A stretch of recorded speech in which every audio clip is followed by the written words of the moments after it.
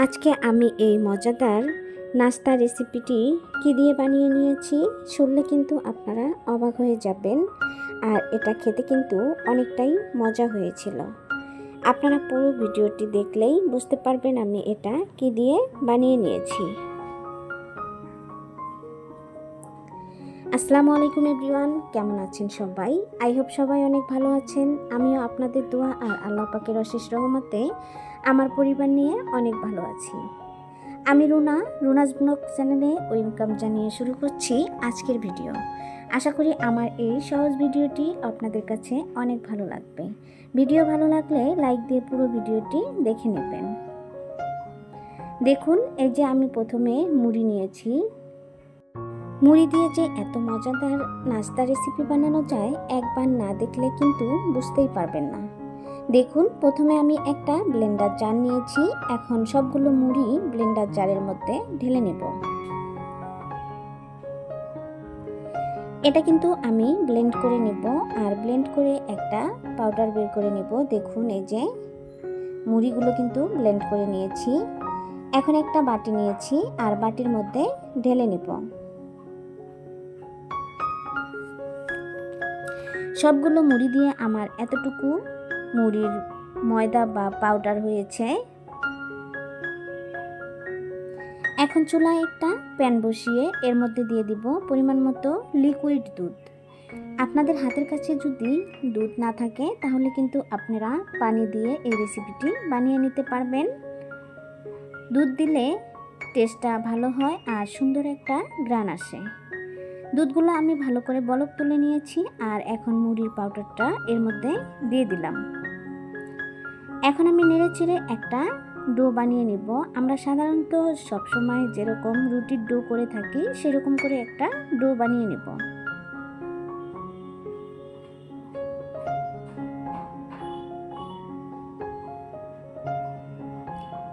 এটা কিন্তু একটু সময় নিয়ে করতে হবে আর চুলাটা কিন্তু মিডিয়াম টু লোয়ের মাঝামাঝি রেখে করতে হবে।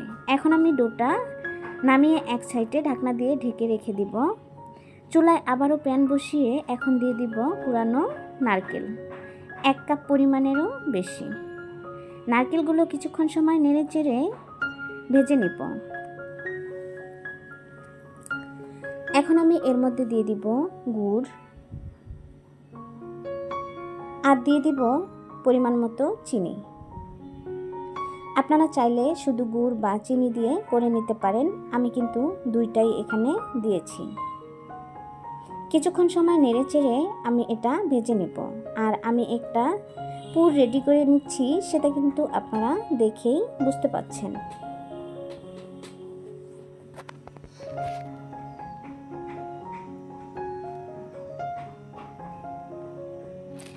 এটা কিন্তু অবশ্যই একটু সময় নিয়ে নেড়ে চেড়ে ভেজে নিতে হবে, এতে করে অনেকটাই পারফেক্ট হবে। দেখুন, আমার কিন্তু এটা প্রায় ভেজে নেওয়াই শেষ। এখন আমি এটা নামিয়ে নেব।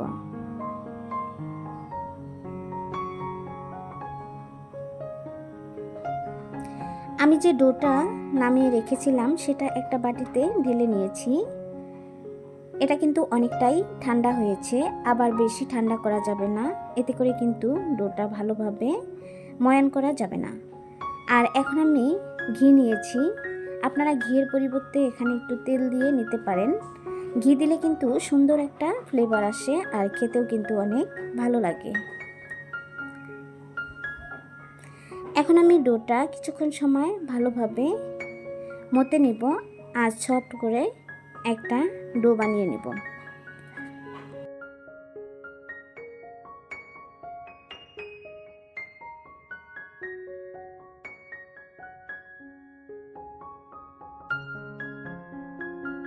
দেখুন, আমার ডোটা কিন্তু করে নেওয়া শেষ। এই যে কতটা পারফেক্ট হয়েছে, আশা করি আপনারা দেখেই বুঝতে পারছেন।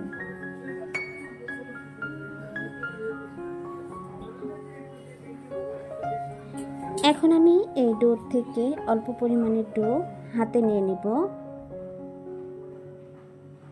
এরপর হাতের তালুতে রেখে ঘুরিয়ে ঘুরিয়ে গোল একটা বলের মতো করে নেব।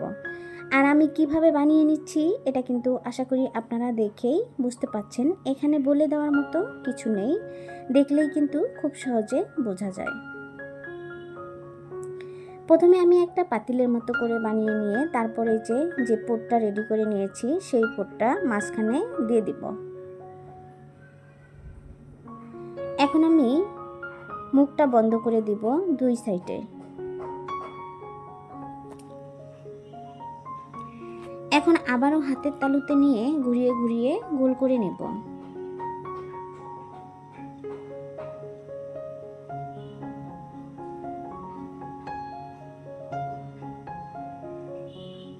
এখন আমি দেখুন কীরকম করে নিয়েছি, দেখেই কিন্তু বুঝতে পাচ্ছেন।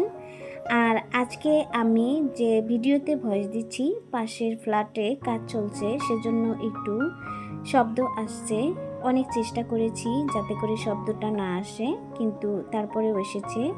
প্লিজ আপনারা কিছু মনে করবেন না। আমি কিন্তু এখন একটু ডিজাইন করে নিচ্ছি। আপনারা আপনাদের মন মতো করে কিন্তু ডিজাইন করে নিতে পারেন।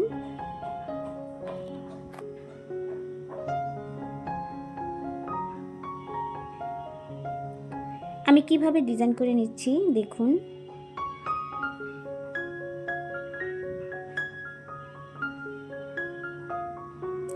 একটা আমি কিন্তু বানিয়ে নিলাম, আর একইভাবে আমি কিন্তু সবগুলো বানিয়ে নেব।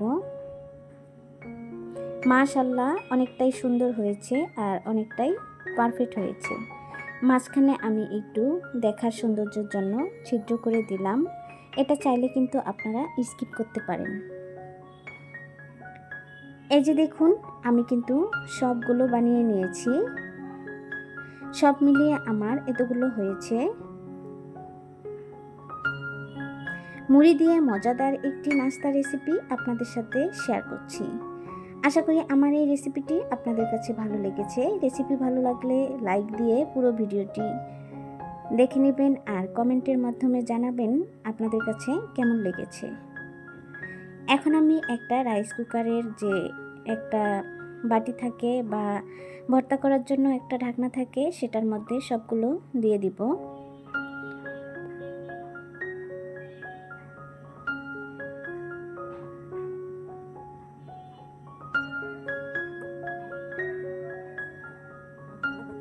সবগুলো আমার দিয়ে নেওয়া শেষ। দেখুন, চুলায় আমি রাইস কুকারের বাটিটা বসিয়ে দিয়েছি আর পরিমাণ মতো পানি দিয়ে নিয়েছি। পানিগুলো বলক তুলে নিব আর এর উপরে ঢাকনাটা বসিয়ে দিয়ে আমি এর উপরে ঢাকনা দিয়ে তারপর ওই যে ঢাকনার সাইডে যে ফুটাটা থাকে সেটা কিন্তু টিস্যু দিয়ে বন্ধ করে দেব। এখন আমি 10 মিনিটের মতো এটা ভাপিয়ে নেব।